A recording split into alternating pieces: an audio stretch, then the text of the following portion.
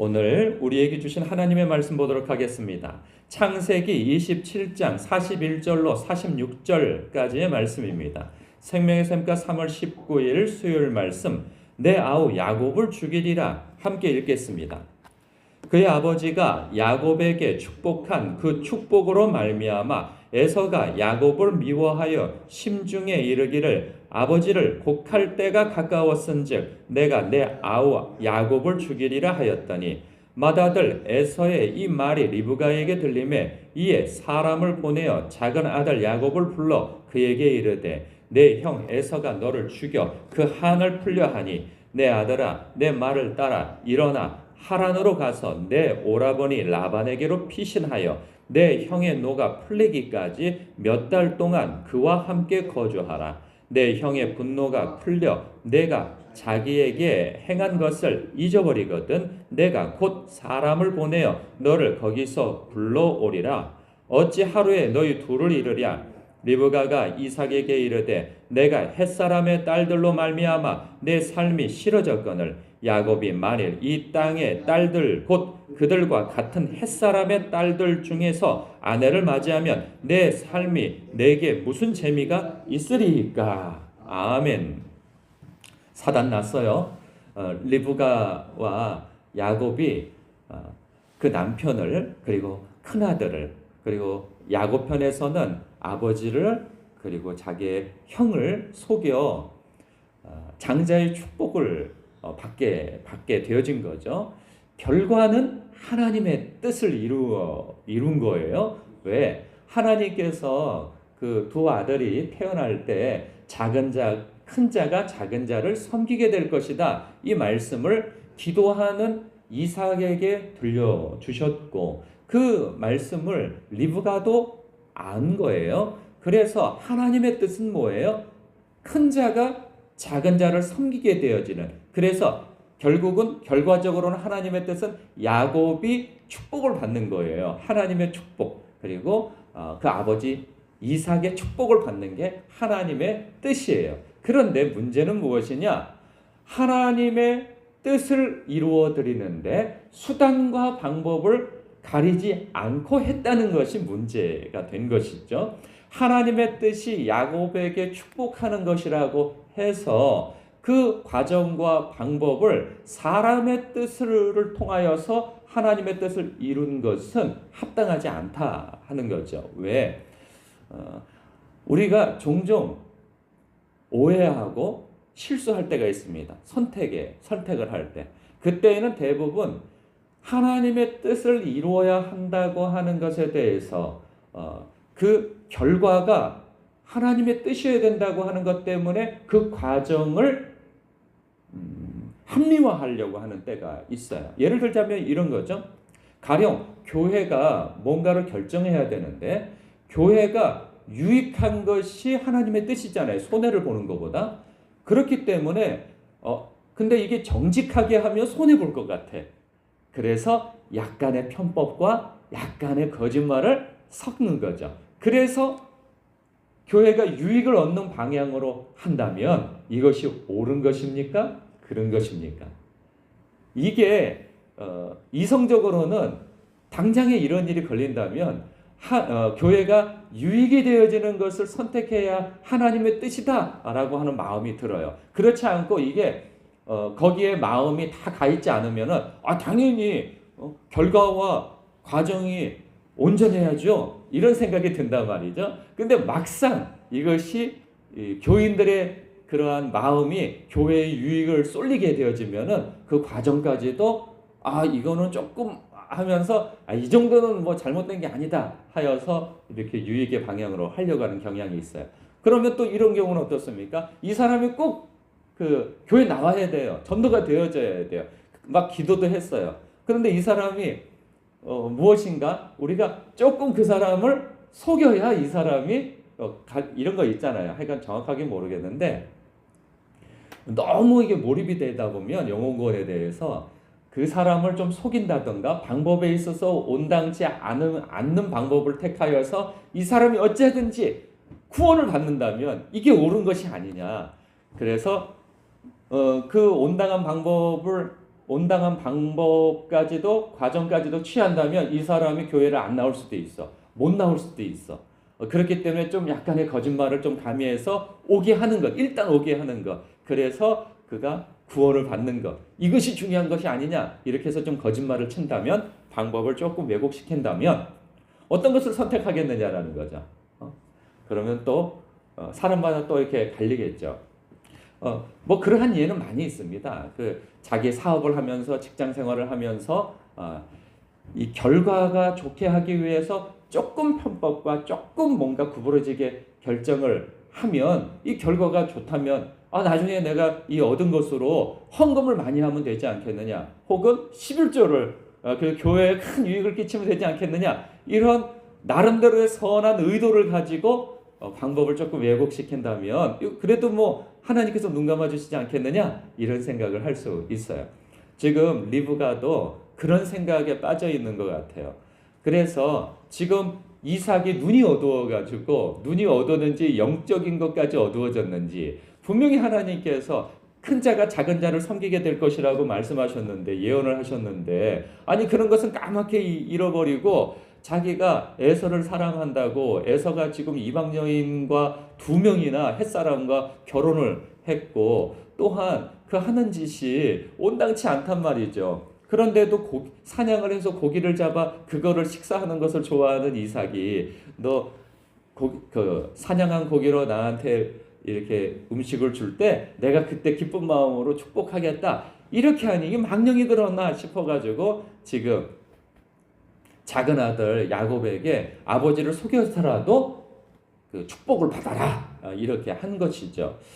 분명히 야곱이 축복은 받아야 되는 것은 맞는데 그 어머니가 자신의 그 마음이 앞서서 거짓된 행동을 하도록 교사를 한 것이죠. 그리고 야곱 또한 마찬가지죠. 야곱도 그 하나님의 축복에 대한 간절한 마음이 있어서 거짓된 선택을 하게 되어집니다. 그래서 분명히 하나님의 뜻은 이루어져요. 그러나 문제가 생기기 시작하죠. 이제 에서가 아주 극한 마음에 이제 분노가 일어나서 그 동생을 죽이겠다고 하는 것을 공공연히 떠들고 다니는 터에 그 어머니가 그 이야기를 듣게 되어진 거죠. 그리고 그 성향이 아주 공격적이고 이 혈기왕성해서 이러다가 야곱이 죽겠구나 싶은 마음에 너는 떠나 있어라. 그럼 뭐 얼마나 떠나 있으라고 그래? 몇 날 동안. 이게 며칠인지 몇 달 동안인지 몇 년인지 잠시만 떠나 있으라. 그러면 너의 형이 마음이 누그러질 때 내가 너를 다시 부르리라. 근데 어떻게 되어집니까? 우리가 그 결과를 알죠. 한 20년 넘게 이제 못 보게 되어져요. 못 보는 게 아니라 영원히 못 보게, 아주 못 보게 되어집니다. 리브가는 그 사이에 죽게 되어지는 것 같아요. 그래서 그 작은 아들을 앞으로 못 보게 되어져요. 잠시 떠나 있어서 돌아오면 될 거라고 생각하는데 영영한 작별이 되어지고 맙니다. 야곱은 또 어떻습니까? 야곱도 잠시 떠나 있으면 될 거라고 생각했으나 이거 자기가 속인 대가에 대한 그 대가를 톡톡히 치르게 되어지죠. 라반에게 가요? 라반한테 뛰는 자 위에 나는 놈이 있다고 이 나는 놈을 만나요. 그래서 아주 20여 년 동안 톡톡히 속임을 당하면서 그 노동 착취를 당하게 되어지죠. 그뿐 아닙니다. 돌아오는 길에 또 자기 형 에서가 죽을까 싶어서 마음이 졸여가지고 아주 좀 치사한 행동도 하게 되어져요. 그 400인을 데리고 막 달려온다고 하니 그냥 막 오금이 저려가지고 그 밤에 하나님을 찾아서 살려달라고 막 부르짖다가 환도뼈도 나가고, 그리고 또 디나 사건도 있죠. 그 어느 한 지역에 머물러서 여기에 머물러 살려고 했더니 디나가 나가가지고 이 겁탈을 당하게 되어져요. 자기의 딸이. 그것 때문에 그 아들 둘이 그 족속들을 속여가지고 싹 멸종하는 까닭에 그 주변 족속들에 의해서 이 족장으로서의 역할을 못하도록 되어지는 상황에 위기에 빠진단 말이죠. 하나님이 도와주셔서 살지만은 그냥 몰살 당할 뻔했단 말이죠. 뭐 그뿐이 아닙니다. 그 이후에도 이 자기의 큰 아들이 자기의 그 아내를 범하여서 그런 일이 벌어지죠. 또한 아들들이 또 자기를 속이고 이 자기가 사랑하는 라헬도 먼저 죽게 되어지고, 또한 이 라헬이 낳은 아들 둘 중에 하나를 아주 사랑했는데 그 누구죠? 요셉이죠. 이 요셉을 또 시기하여서 죽었다고 생각한 나머지 너무나도 고통스러운 세월을 보내게 되어지며 정말 자기가 아버지 하나 속인 것으로 인하여서 자기를 속이는 수많은 사람을 만나게 되어집니다. 그래서 아주 삶의 험난한 삶을 살게 되어지죠. 하나님의 이거죠. 인생 채찍과 사람 몽둥이로 흠씬 두들겨 맞고 나중에는 하나님의 사람으로 빚어지게 되어지는 그런 삶을 살게 되어집니다. 그래서 여기에서 나오는 이 말씀은 무엇이냐? 우리의 삶 속에서 꼭 교회일 뿐만 아니라 우리의 삶 속에서 결과를 좋게 하기 위하여서 그 과정과 동기를 구부려서야 되겠느냐라고 하는 부분에 있어서 이 말씀은 그렇지 않다라 하는 것입니다. 하나님의 뜻을 이루어 드리는 것은 분명하다면 그 과정과 동기까지도 하나님의 방법이 되어야 한다는 거예요. 그래서 우리가 기도하는 가운데 하나님의 말씀을 받았고 또한 하나님의 교회와 하나님의 백성과 하나님의 백성이 행하는 그 일이 하나님의 뜻대로 되어지는 거라고 한다면 그 과정까지도 하나님의 뜻을 여쭙고 순종하는 방향에서 그 일을 이루어야 한다는 거예요. 설령 그 과정이 그렇게 해서 동기와 과정이 하나님의 뜻대로 행하나 그 결과가 하나님의 뜻대로 주님의 몸된 교회와 성도가 그리고 그 무엇이 손해를 입는다 한다면 그것 또한 하나님의 뜻을 이루는 것이라 우리는 여겨야 하는 것입니다. 그래서 하나님께서는 결국은 하나님의 뜻이라면 하나님의 뜻을 이루는 방향에서 하나님께서 결과 지으신다는 것을 우리는 믿어야 할 것입니다.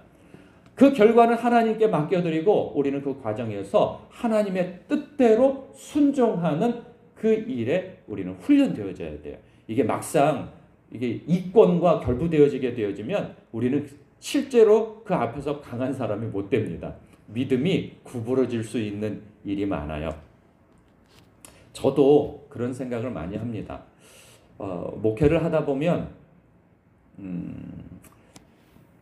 선배 목사님들에 대한 이야기, 꼭 우리 지방회가 아니라 할지라도 믿음의 선배 목회자분들이 계세요. 그분들이 저처럼 젊었을 때에는 열정으로 교회를 섬기고 하나님의 일을 하다가 노년이 되어지면 가진 것이 없다 보니 이제 노욕이 생겨서 교회의 물질적인 것을 과도하게 요구하는 과정 속에서 성도들이 혹은 직분자들이 그 상처를 입고 교회를 떠나게 되어지는 일들을 왕왕 경험하게 되어집니다. 젊었을 때에는 그분들을 향하여서 아니 왜 주님의 몸된 교회에서 이런 분란이 일어나도록 마지막을 선택하는가 하면서 그렇지만 그 목사님들도 젊었을 때는 그런 생각을 가졌을 거예요. 그러나 노년이 되어져서 은퇴할 때 아무것도 가진 것이 없이 이 은퇴를 하려고 하니 막막한 거죠. 그러다 보니 욕심을 갖게 되어지고 어쩔 수 없다고 하는 그 상황 속에서 그러다가 욕심을 부리게 되어지니 이 교회의 형편은 되지 않는데 과도하게 요구하는 까닭에 성도들이 상처를 입고 교회를 떠나게 되어진다면 이거 영으로 시작하였다가 육으로 맞춰지는 것이 되는 거 아니겠습니까? 그러한 까닭에 내가 지혜롭고 선한 방법대로 하나님의 뜻이 이루어지려면 지금부터 기도하며 그 결말을 또 잘 준비하는 것도 있어야 되겠다 하는 그러한 생각도 갖게 되어집니다. 그래서 사람은 그때 가서 내가 이렇게 하면 되지. 아니죠. 그 이전부터 내가 포기하는 연습들을 갖고 그리고 지혜롭게 그 때를 준비하는 과정 속에 있어야지 아무런 준비도 하지 않고 있다가 그때 가서 덜컥 이렇게 되어지는 일은 누구도 장담할 수 없다 하는 것입니다. 그러니까 예를 들어서 제가 말씀드리는 거죠. 누구든지 그때가 되어져서 나는 이렇게 할 수 있어 라고 장담할 수가 없는 것입니다. 지금부터 작은 일에 하나님의 뜻에 합당한 일에 내가 순종하는 연습이 되어져야 하는 것이죠. 누구든지 나를 따르려거든 자기를 부인하고 자기 십자가를 지고 나를 따라야 할 것이다 라고 한 그 말씀은 우리에게 굉장히 참으로 무거운 말씀이 아닐 수 없는 것입니다. 그러나 주님께서 행하셨기에 우리도 마땅히 행할 수 있다고 여기신 까닭에 우리에게 그것도 요구하셨다. 우리는 믿어 의심치 않습니다. 그것은 주 안에 있을 때 가능한 일이니 오늘도 주 안에서 여러분들에게 주어진 그 삶 속에서 하나님의 뜻을 이루기 위해 하나님께서 기쁘시게 여기는 동기와 그 과정까지도 선택할 수 있는 저와 여러분이 되시도록 깊은 묵상과 하나님의 말씀이 분별되어지고 그 말씀이 내 안에 받아들여졌다면 순종하는 데까지 나아가는 저와 여러분 되시길 주님의 이름으로 축복합니다. 기도하겠습니다.